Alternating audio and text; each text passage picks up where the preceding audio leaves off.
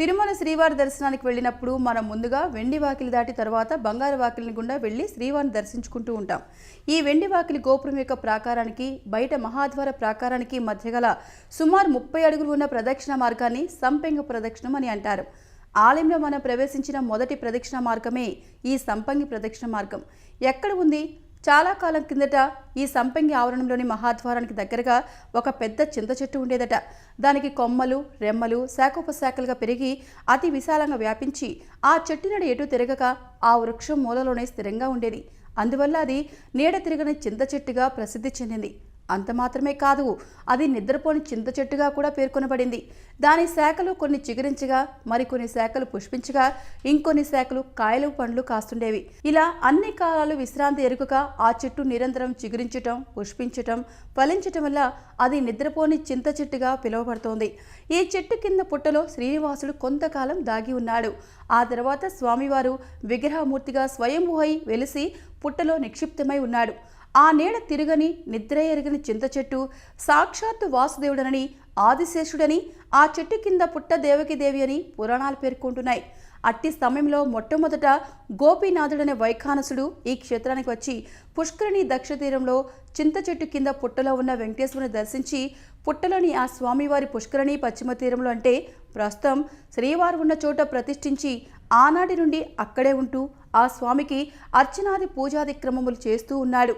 ఆ తర్వాత రంగదాసుడు అనే భక్తుడు కూడా ఆ ప్రాంతానికి వచ్చి ఒక బావి త్రవ్వి సంపెంగి, చేమంతి, మున్నగు చెట్లను పెంచి శ్రీ స్వామివారి పూజకు అవసరమైన పూలను, పండ్లను సమర్పిస్తూ అర్చకుడైన గోపీనాథుడికి సహాయంగా ఉండేవాడు. ఈ రంగదాసే ఈ జన్మలో తొండమాన్ రాజుగా జన్మించి శ్రీనివాస స్వామికి గోపుర ప్రాకారాదులు నిర్మించాడట. ఆ సందర్భంలో తనకి ప్రీతిపాత్రమైన ఆ చింత చెట్టుని, ఆ చింత చెట్టుకు కొద్ది దూరంలోనే ఉంటూ లక్ష్మీదేవికి ఆవస్థానమై అత్యంత ప్రియమై ఎల్లప్పుడూ పుష్పించే చంపక వృక్షాన్ని మాత్రం రక్షించి ఇక మిగిలిన చెట్లను తొలగించి ఆలయ ప్రాకారాదులు నిర్మించవలసిందన్న శ్రీ వెంకటేశ్వర స్వామిని ఆదేశించాలని తొండమానుడు నిర్వర్తించాడని వెంకటాచల మహత్య గ్రంథం తెలుపుతోంది. శ్రీ వెంకటేశ్వరుని కంటే ప్రాచీనమైన వెలుగొందిన ఈ నీడ తిరగని చింత చెట్టు, చంపక వృక్షాలు నేడు కానరావు. కానీ ఇటీవల కాలంలో అంటే భగవద్ రామానుజుల కాలం 11వ శతాబ్దంలో కూడా ఈ చింత చెట్టును దర్శించినట్టుగా పరమయోగి విలాసం అనే గ్రంథంలో రాయబడింది. అంతేకాదు ఈ చెట్లను దర్శించి శ్రీరామానుజులు నిత్యం వాటికి పూజాది క్రమములు కూడా నిర్వహించే ఏర్పాట్లను కూడా కావించినట్లుగా శ్రీ వెంకటాచలం ఇతిహాసం అనే గ్రంథంలో పేర్కొనబడుతోంది.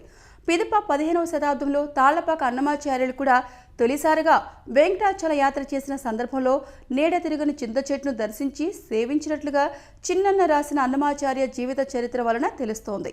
పూర్వం ఈ సంపంగి ఆవరణ నుండే నేరుగా పుష్కరుడికి వెళ్ళడానికి వీలుగా ఉండేదని, అంటే ఆలయ మహాప్రాకారం ఉండేది కాదని తెలుస్తోంది. తర్వాత కాలంలో మహాప్రాకారం, ఆ మహాప్రాకారానికి ఆనుకొని లోపల సంపంగి ప్రదక్షిణ మార్గంలో సుమారు 18 అడుగుల వెడల్పుతో ఉన్న మండపాలు ఇంకా ఇతర నిర్మాణాలు కూడా చోటు చేసుకున్నాయి. ప్రస్తుతం ఈ ఆవరణ మార్గంలో కళ్యాణ మండపంలో తప్ప మిగిలిన చోట్ల యాత్రికులకు ప్రవేశం లేదు. సో ఈ వీడియో చూశారు కదండి, మీకు నచ్చినట్లయితే లైక్ చేయండి, షేర్ చేయండి, కామెంట్ చేయండి అండ్ సబ్స్క్రైబ్ చేయండి.